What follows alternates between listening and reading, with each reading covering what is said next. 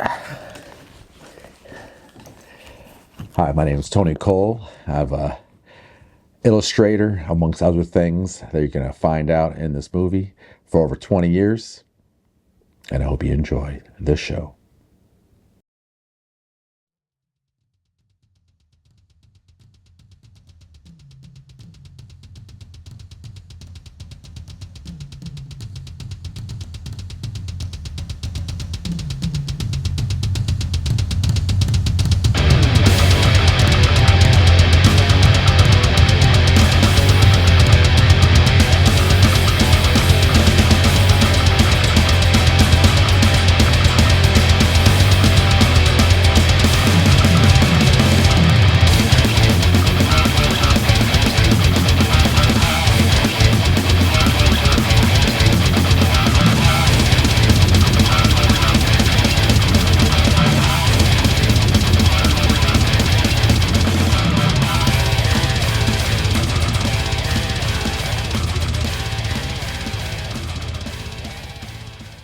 How would I describe Tony to someone who hasn't met him before? It would be like a hippie death metal dude.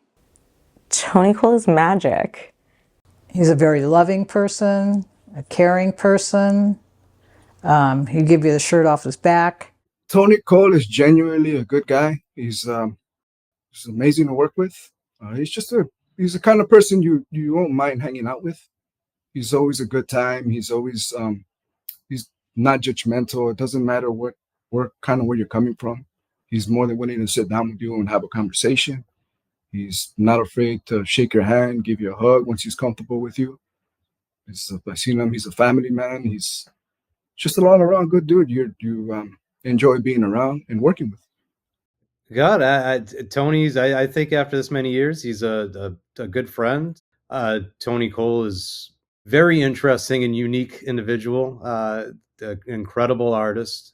Oh, man, Tony is just one of the most genuine people I feel like I've ever met, especially through the metal community and just through music. I've, over all these years, just met tons of people who you maybe become cool with and think are genuine, this, that, and the other, and over time you fall out and maybe they don't turn out to be the person you thought they were.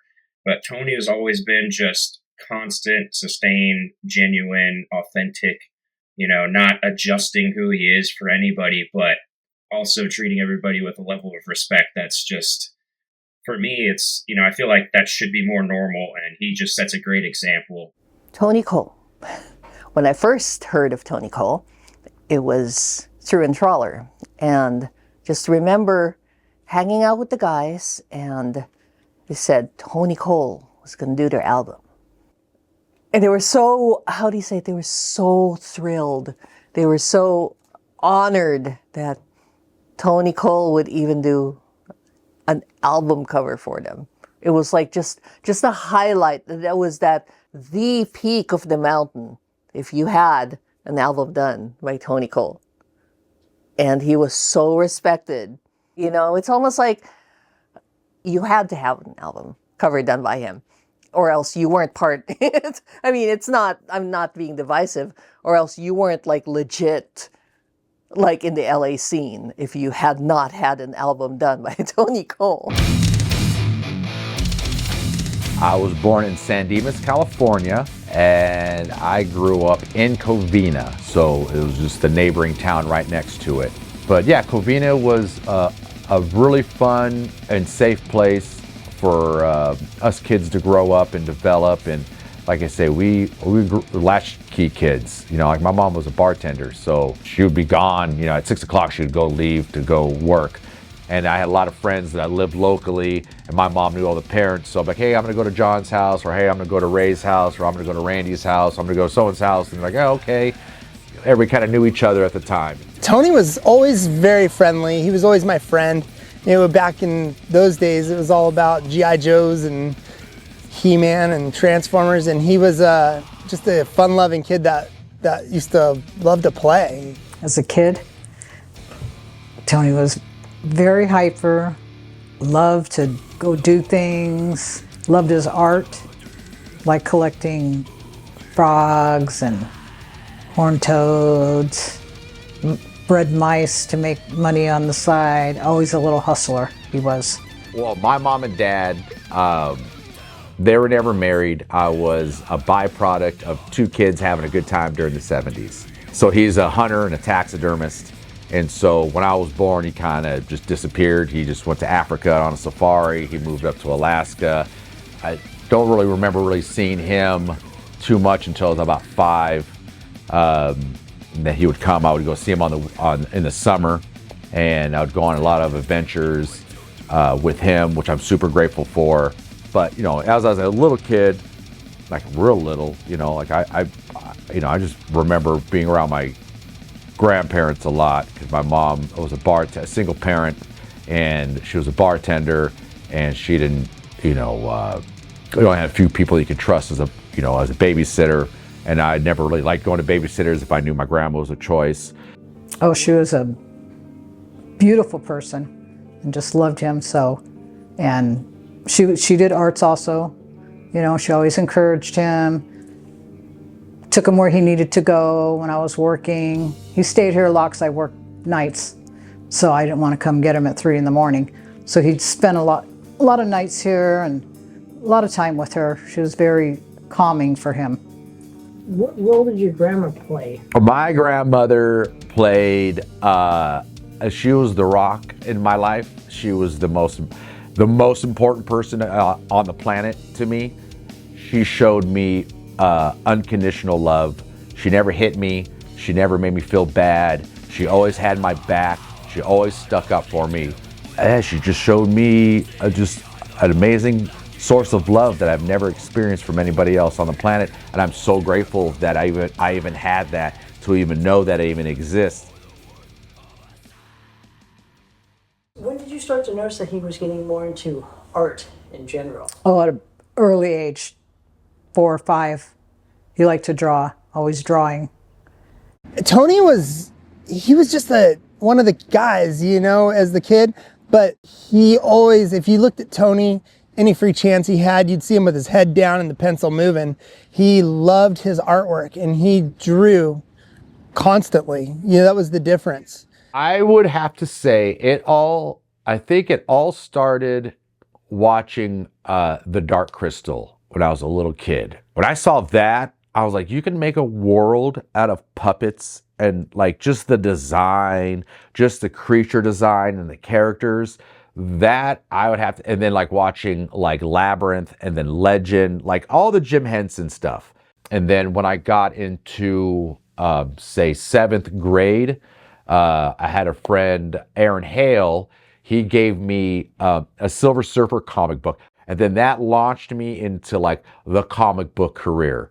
Like, not career as that's what I want to do, but I got obsessed with different comic books. Well, I used to buy him the comic books, and I just he would just bring everything home, his little figurines, I used to get him, and his collectible cards, I'd always get him, just so he kept going, you know. His sketchbooks and his art supplies and whatever I could. And then at that time too, you know, we're having like Street Fighter. There's an arcade. Street Fighter 2 was giant when it came out. And then now we're getting into video games. And that kind of kept me at home. My mom didn't want me running the streets, which I don't blame her. So that chapter, when I started playing video games, was a whole nother, now it's interactive art. So my whole life has been surrounded with art. Like everything I see, everything you look around, somebody had to design it or make it. That's all art to me. So then I like woke up, I'm like, oh my God, everything around us is art. So this is my purpose, is to be participating and see what I can do to, make my little world that I live in better, maybe help out my friends, make their little lives better, and so on and so forth. Tony, you know, in the early years, it was just drawing on our homework papers and, you know, drawing little art every chance we got. And I'd watch Tony do these little sketches as a kid, and they were awesome. He obviously stood out as the youngin', you know, he was the best at the school. And then through the years, junior high, he just kept up his craft. And I would say that's where I noticed his boundaries him pushing boundaries you'd start to see him start thinking outside the box in a different way where other kids would never think like to draw that way. I would have to say it helped me with my anger and frustrations with life. It helped me with solitude. Like, I didn't understand a lot of things.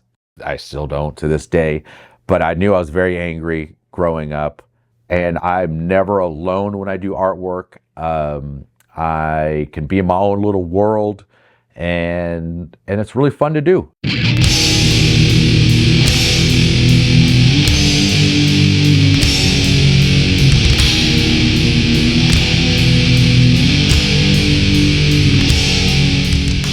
During that time, when I got into death metal, I was blessed enough to have a little death metal store named Thrash Records in Azusa, and we could walk to it. So you go in there, and there's like this older Mexican guy just chilling there, right? You're like, oh, dude, he's like older, right? You're like, oh, okay, cool. They got incense burning. You can still smell a little bit of weed. Like, oh, they're burning incense because they're smoking a little bit of something of that Mary Jane in the back. So you're like, already cool, man. And then they have like all the patches and stickers, and they have the fucking spiked gauntlets. They had all the shit on the top. It was all locked. And then they had the tapes and the records. And then all like the really like popular selling stuff would be on the walls. And then at that time too, you were able to pick an album and he would let you listen to it. And so I remember picking Malevolent Creation Retribution album. That was the album that got me into death metal. Thrash Records was awesome, man. Tony used to work there, and if you were a kid that was into death metal at that time, that was your spot. It was a little hole in the wall, tiny little record store that sold some shirts and stickers, and Tony was there working. That was, I believe, his first job. And yeah, he loved that job. We met some of our best friends, you know, through that place. When Tony was high school, that's when he started going to the metal shows, the concerts, doing more metal artwork. The first time ever seeing like a legit all death metal, it was the Cannibal Corpse, The Bleeding. So who opened up? Cynic opened up, and Sinister, and then it was Cannibal Corpse. And this was at Showcase Theater. It was really super small, ultra intimate, and that place just went off, especially when the Cannibal Corpse came on. And it was it. I was, once again, hooked even harder. And I worked extremely hard to convince all my friends. So what I used to end up doing with my friends is that I'll be like, hey, you go to a show with me, I'll go to a show with you.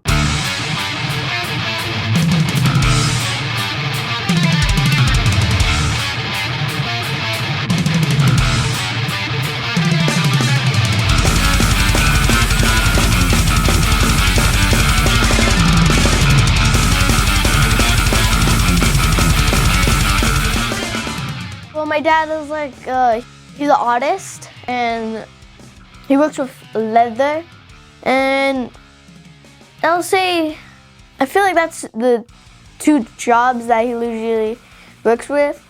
Well, I would say my dad does a variety of things. He has released his album, Fishing for Neptune, and he does leather for people who ask for it and for himself. He drums, and what he mostly does is death metal album covers and other stuff like that for many major bands and many bands. What was your first album cover? My first album cover was done for one of my best friends at the time. His name was Randy Davis, and he was a great guitar player. So his project or his band was called Scribe. It was just self-released. You know, it wasn't on a label, it wasn't on nothing like that. And it was his art, it was his idea. It wasn't my idea. I'd try to do the best I could to make him happy. That was always my goal. Whomever I'm working with, I want to make you happy. And so, yeah, my buddy Randy Davis, at that time, I think I was like in high school still. So yeah, my first album cover was for my buddy Randy Davis and his band called Scribe.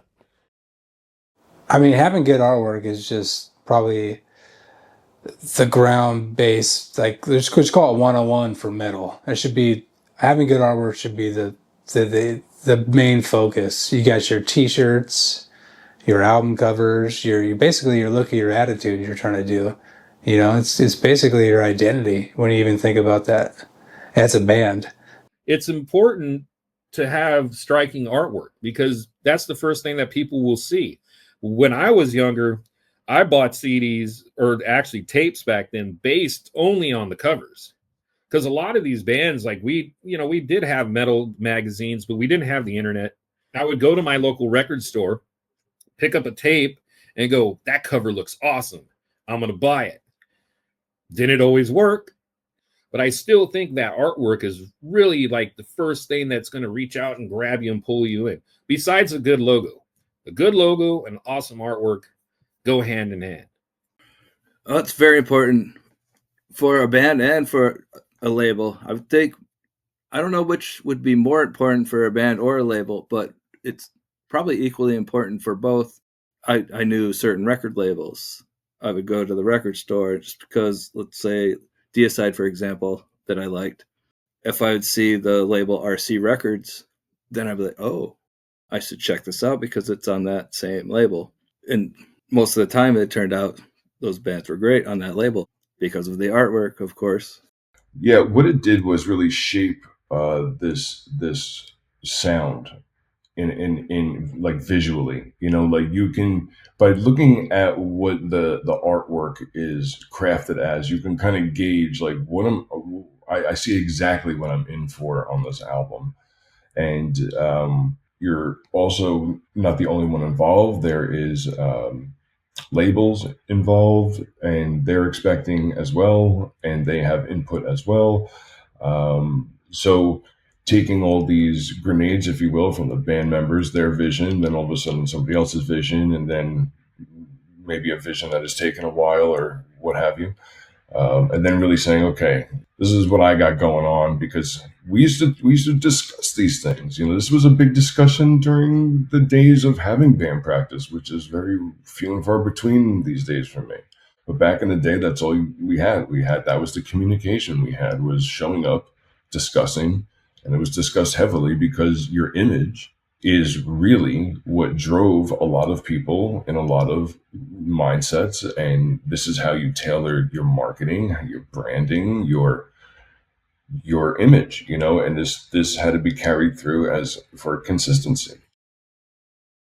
Oh,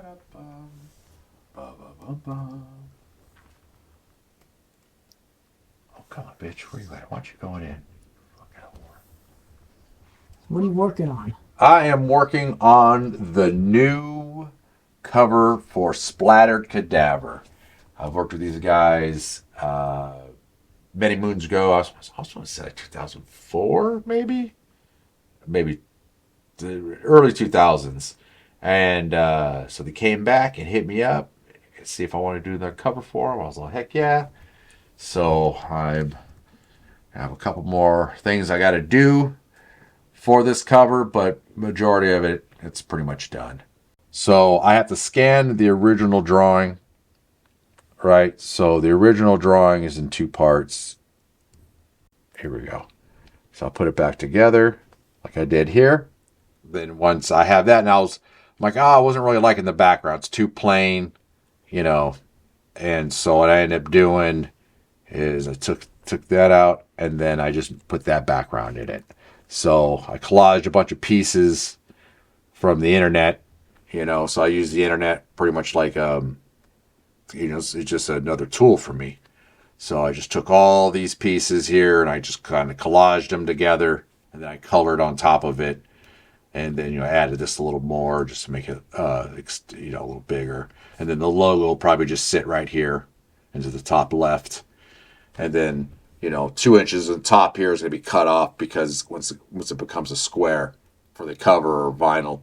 But I like to leave it like this if they make posters or t-shirts out of it. Yeah, when a band approaches me or a client approaches me, I have 3 questions. Your idea, your deadline, and the budget you're working with, right? So everybody has a different type of budget. I want to work. So once we settle on a price, cool, and then I'll usually draw 6 thumbnails, little sketches, So we're on the same page. And then if there's elements that they want to switch or add or take out, then I'll add a couple more. So I want to make sure we're on the same page.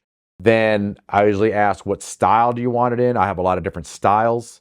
So they'll pick a couple pieces from either my portfolio or something they liked online. Hey, we like this type of art. We like, the way this looks or the way the composition is or something like that. But all right, cool. Because the more I'm fed of what you want visually, I can then process it and build it in my third eye. And then I can try to give you what you're looking for. And then from there, he's going to really start to get in depth about the illustration. He'll move it to Photoshop, or if it's a charcoal drawing or watercolor, whatever he's doing for you. And he starts laying it out. And then I want to say when he's about 90% done, he will send you over what he has. And then if you have any additional changes, additions, whatever, he will go back and render it that little bit more and then emails it off to you. I've had a band that paid for an album cover, and it took a year. I've had, and then you want to make changes to it. Like, what do you think's going to happen then? We've had with Job for Cowboy an artist take off with a large sum of money and then just never give us anything.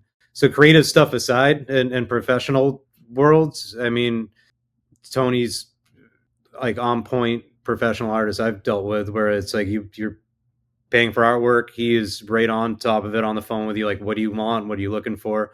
Immediately, like I said, you kind of get those grid thumbnails of like the different covers, and then it's done. Like, it's quick with it, which is incredible for the amount of work it looks like goes into that stuff. This is a graphite illustration. This is an oil painting. The one right above your head is a watercolor painting. And the one in the hallways here. So this is acrylic painting.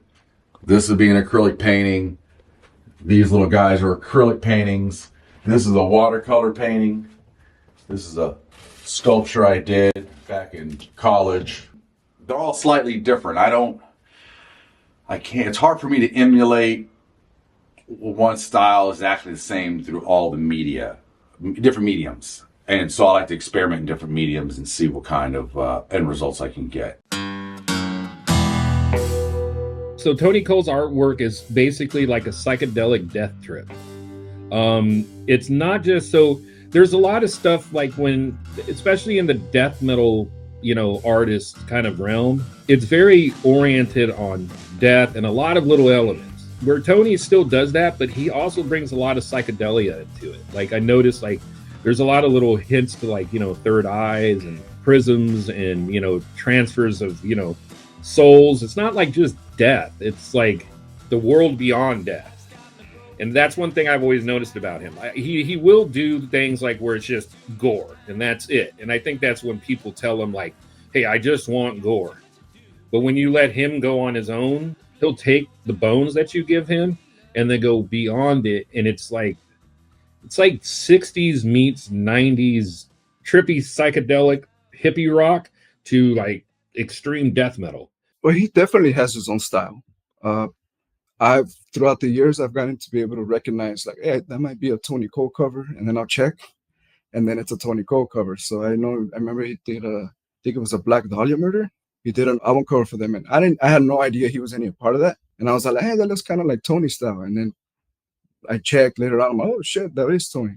Yeah, I mean, I feel like Tony's varied abilities, he's got a lot of different skill sets, different styles that he's able to work with, and he's able to fulfill whatever the customer needs in that regard more easily.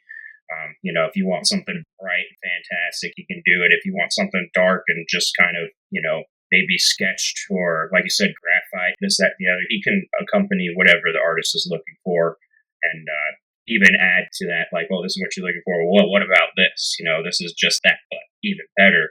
Tony actually knows his shit like very well, and he displays it in all those different mediums.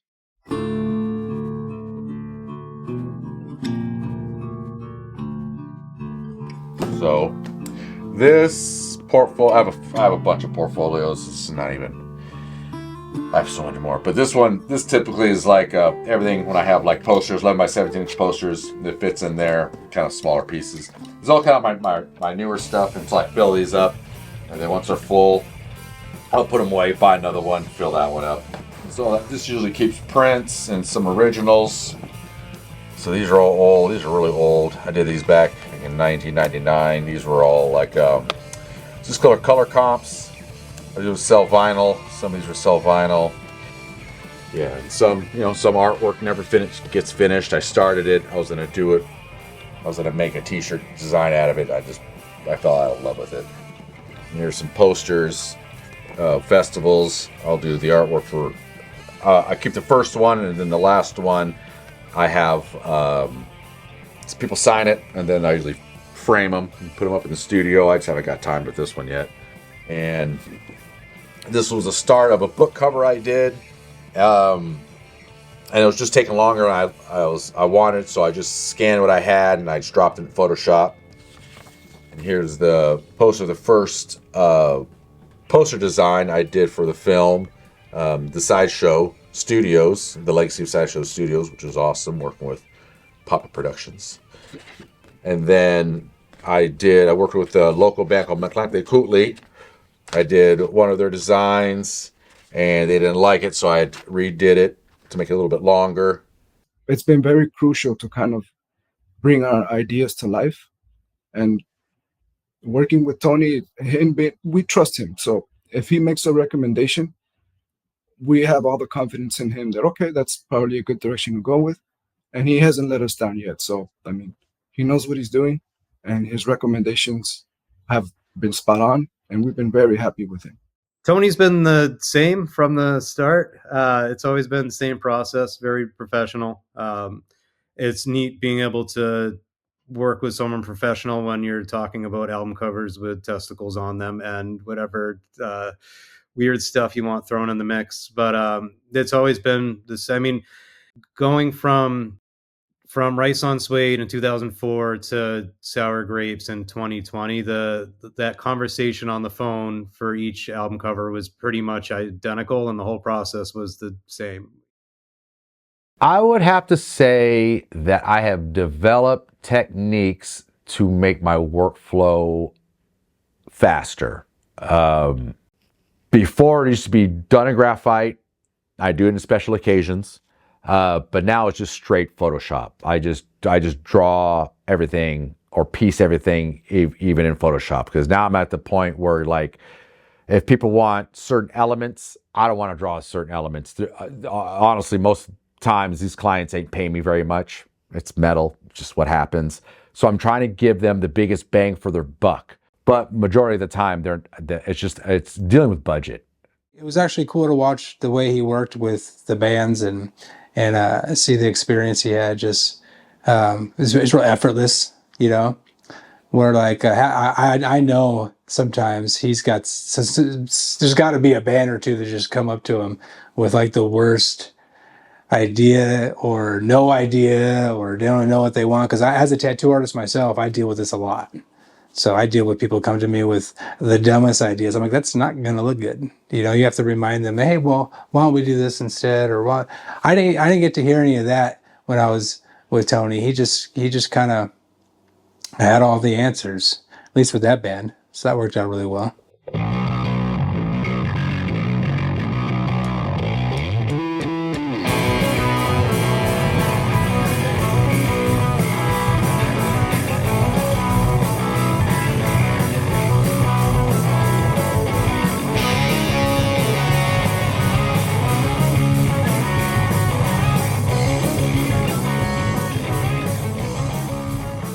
All right, so one of my favorite things to do is go bike riding. There's a beautiful freedom in it. I try to show that and explain it to my kids that if you don't have a lot of money, and cars are expensive, and so if you ever get in a rut, a bike is a great resource to travel around.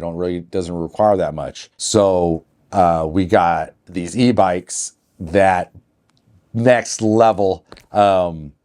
I love my e-bike. I've had it for a few years. And then I just like getting, fresh air. I like, just cruise around and like I say, I'm indoors most of the time, and so it gives me an opportunity to get a little sunshine on my face, and and some fresh air in my lungs, and get a little exercise, and I think that's beneficial.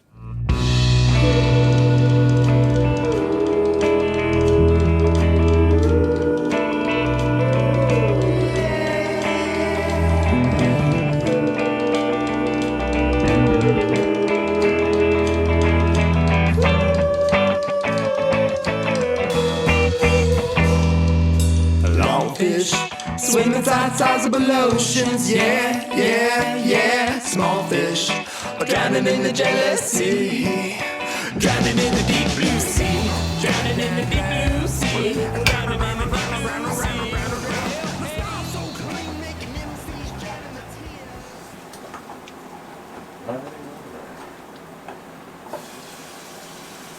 Not bad.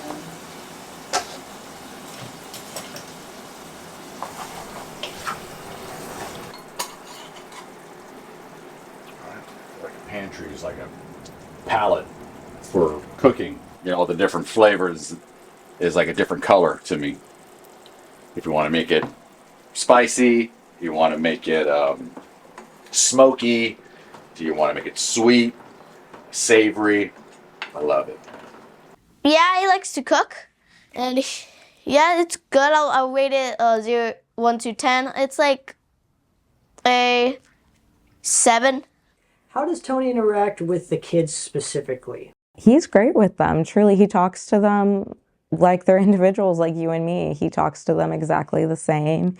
He's very honest and open with them, and truly, he's a great dad. Having children has significantly changed everything. It changed a lot. I used to be obsessed with art. I used to do artwork all the time. My brain was always thinking about new ideas and new designs. And now having kids, it's the complete opposite. Now I'm trying to figure out how do I afford them? Because kids ain't cheap. Living isn't cheap. So once I started having kids, now I'm responsible for 2 human beings. It changed it significantly. One thing I've learned the most from is probably like just basic life skills, like probably cooking, especially anything that has to do with camping, like making a fire, chopping wood, building your tent and stuff. But we don't have buildable tents. We just have the tents that pop out. They're like $30, way better. How do you guys balance the family life, though, with the kids and then his artwork? So it's normally put on pause. Truly, we get the kids on the weekends, and normally it's just kind of when we have the kids, it's family time. Here and there, like when it's summertime, we have the kids for longer. He might work here and there, but lets us know, hey, I got to work with a client. I got to take a phone call. Someone needs to come drop off a deposit. Whatever it is, he updates us. We'll go in the other room. We'll go to the pool. We make it work. The kids will play video games, whatever we feel like doing that day while Tony works. And then when he's done, we can go, to the park later as a family, do something fun. And, but for the most part, it's weekends is family time.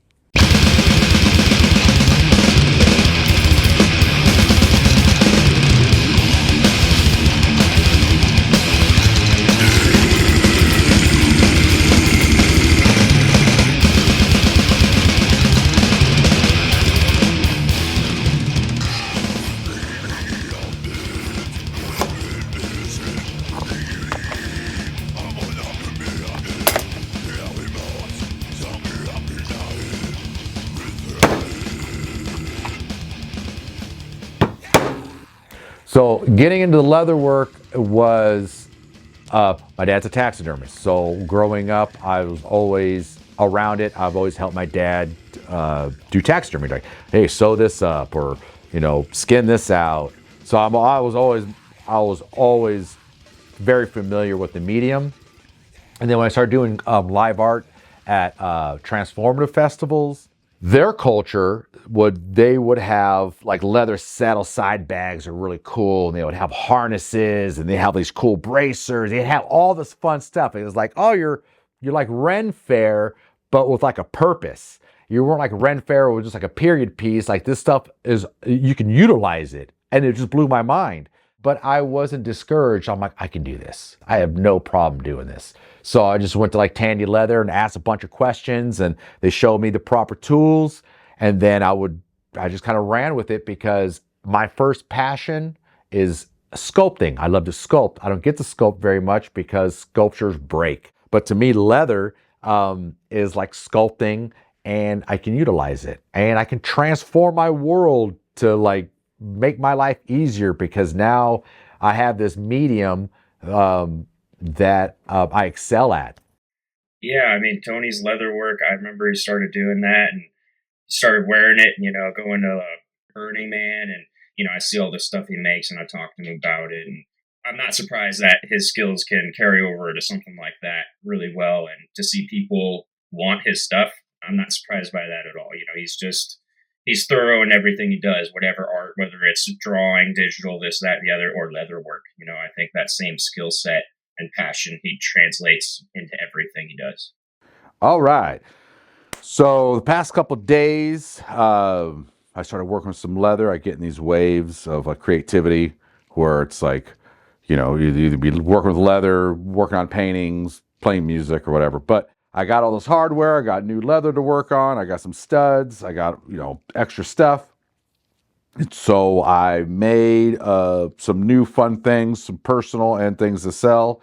But majority of it, the reason why I started working with this, because I wanted to make new paddles. I have a huge collection of personal paddles that I've made over the years, and they're really fun to make. So we're gonna start off with the large paddles. They start off with a drumstick, because one, that they can take a beating, and two, you can buy them in bulk. And so that's what I end up doing, buying a bulk. It's a nice thick handle, and then I would cut the top off. And so we're just working, as you can see, we're just cut it from here, and that's what we got left over. And so then it gives me room to then I can attach stuff on top of it. I keep it real simple. I score these with a saw that puts big rivets in there. Inside the sheath itself, when it's open, I melt beeswax inside it, so it's less chance of the stick to spin inside while you're using your paddles.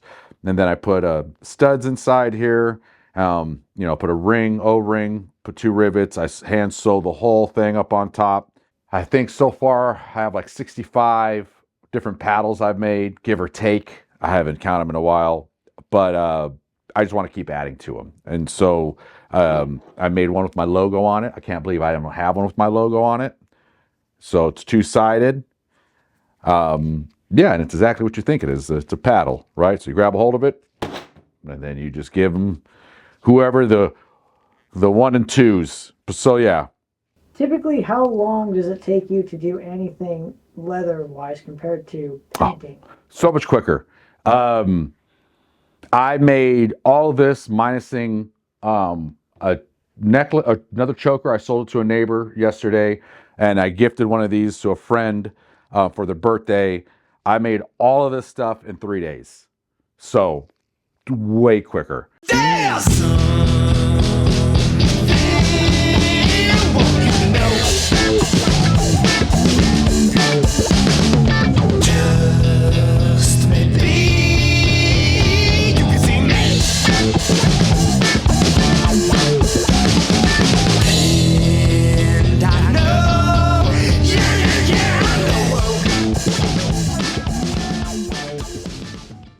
What is Fishing for Neptune? Fishing for Neptune is comprised of Mikey Harriman, his brother Paul Harriman, aka Pollywog, and myself. And I wanted to be in a band just to hang out with my friends, man. Like I love their music. I'm their biggest fan. And so Fishing for Neptune is just like a band of brothers, man. Just funky rock goodness. We just come together just to have a good time and share it with everybody else. Tony and I jammed from probably 17, 18 in his garage with acoustic guitars, and he had a little xylophone, and he got really good on that thing, man. And it was so fun. We'd just sit around making stupid songs up, just having fun being kids and goofing off. So when did Fishing for Neptune start? Fishing for Neptune started, I would say, officially in 2007 when I got my own drum kit. Originally, it was just Mikey and I. Then when the band, his old band Longfish, disbanded, his brother came along. It was very interesting trying to hold this new band together in the very beginning, because it isn't easy to go from being a great xylophone player to a drummer necessarily when you've never really practiced. And it was a little bit tough because I did have another drummer that really wanted to do a band, and I had to make a decision. Me and my brother did. You know, were we going to go with family, you know, my best friend, or are we going to go with an established guy? And it was a little bit tough. I definitely remember those first moments because it was rough, man. But Tony brought so much more to the table than just the drummer. You know, we have history since 3rd grade, and it's like, what's more fun than hanging out with your best friends? Heck yeah, I'm gonna choose my brother and I'm gonna choose Tony over anybody, because I'm doing this because I love doing this, and you know, and this is gonna be fun. You have the art aspect of Tony that he brings, the drive. Tony's got drive like very few people have. So I knew he was gonna bring it. 2, 3, 4.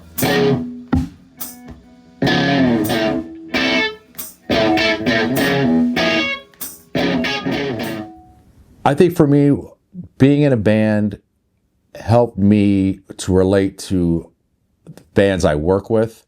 It's given me from conception to final product and what it takes to be in a band. And I'm in a band with people I love very much. So, and that was very difficult to do just with people I love. I couldn't imagine with other people. I'll tell you the story.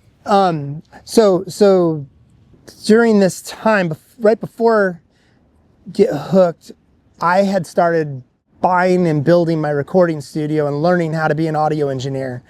I'd recorded a handful of bands prior to this with partners and stuff. I'd say Get Hooked was my experimental album where I could do whatever I wanted. It was total freedom.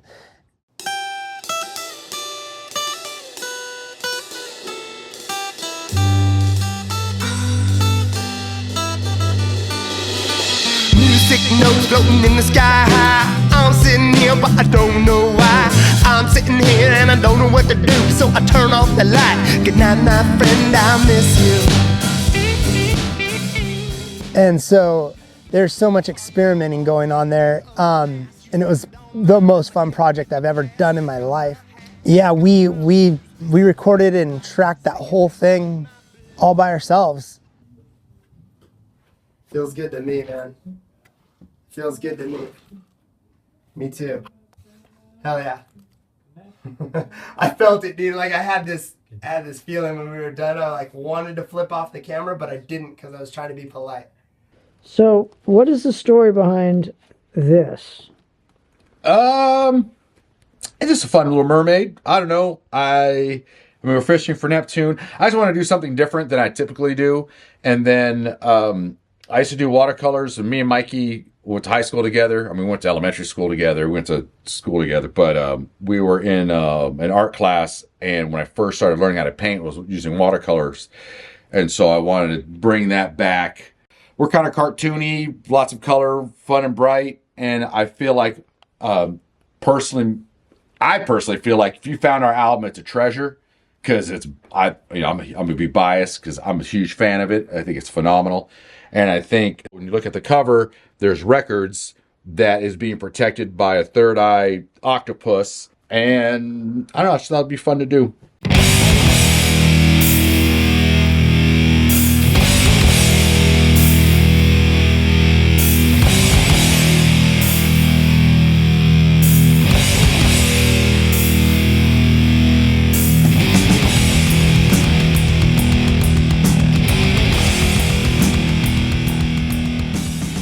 All right, so live art, well, to me, live art is getting a blank canvas. You're just making artwork during the time.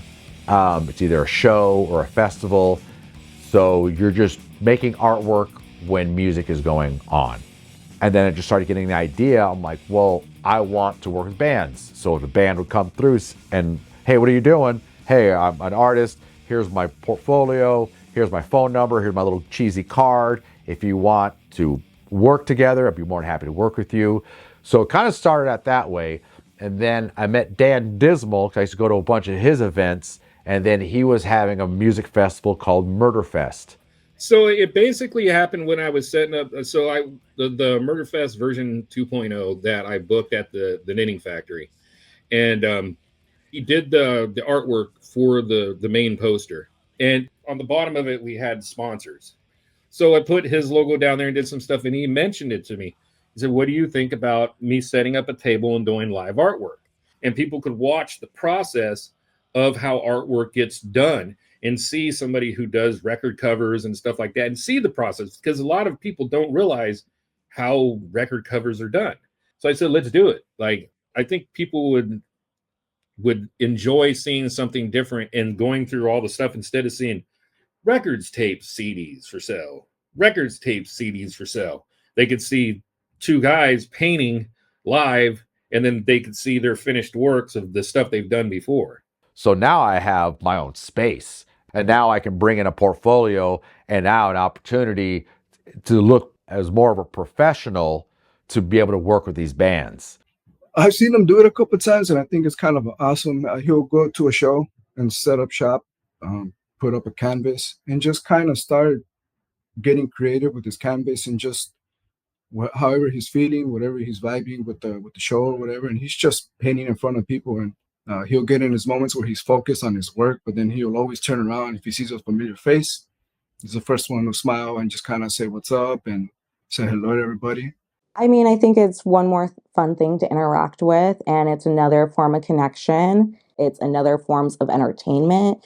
You know, it's a mix of everything. Yeah, when I started doing live art with Tony, he had his own way of doing things. Like, he didn't really care about, per se, doing like the most amazing piece of art anybody's ever seen. Every time he went, he wants to set up and loosely just hang out, do like a rad skull or something with some paint and talk to people, talk to the bands and get the work. And so I personally feel that artwork is as equally as important to the music. So I put myself in the position, I'm like, oh man, I would love to go to a festival to bump into one of my favorite metal artists.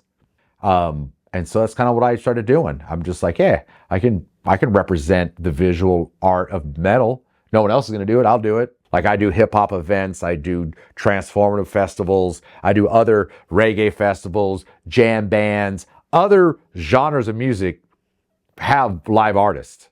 But why doesn't metal, when the logos, t-shirt designs, album covers, majority of everything is drawn and no one's coming to represent? So I took it upon myself to do that. How'd you do? Not too bad, man. I was actually surprised for a Thursday in Marietta. Had a lot of fun, met a lot of cool people. Hopefully get to work with some more bands and, just keep the legacy going. So how long does it take for you to actually tear down? With Mara's help, not too long, maybe half an hour. Tops. Yeah, that's trying to put everything in the totes, and everything, it's got to be put in properly so it doesn't get damaged. So yeah, about half an hour. But yeah, we'll bang it out pretty quick.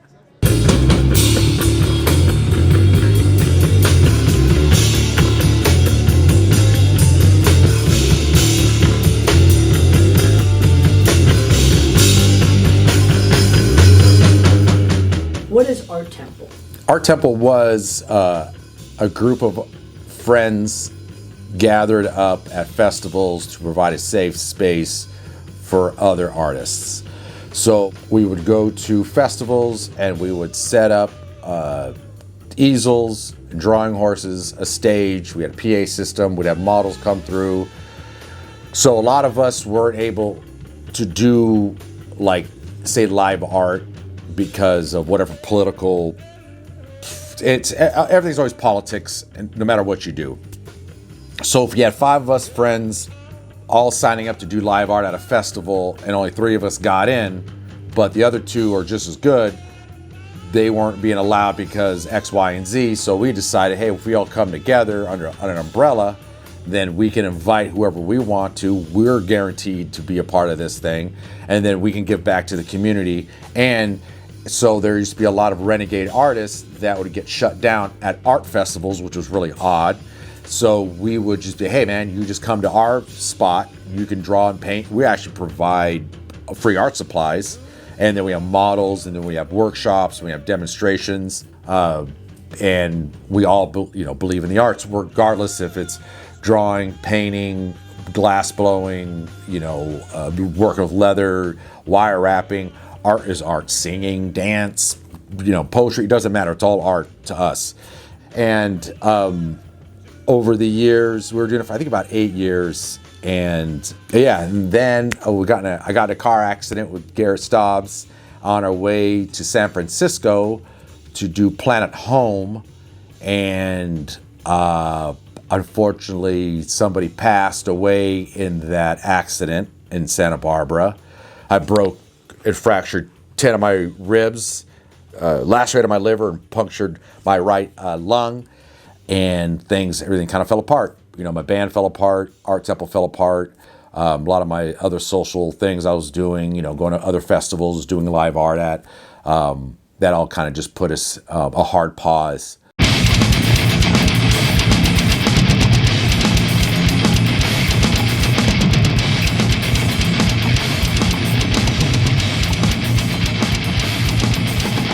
Tony Koehl's legacy for me is somebody who I met within a very ugly scene who ended up becoming a beacon of light.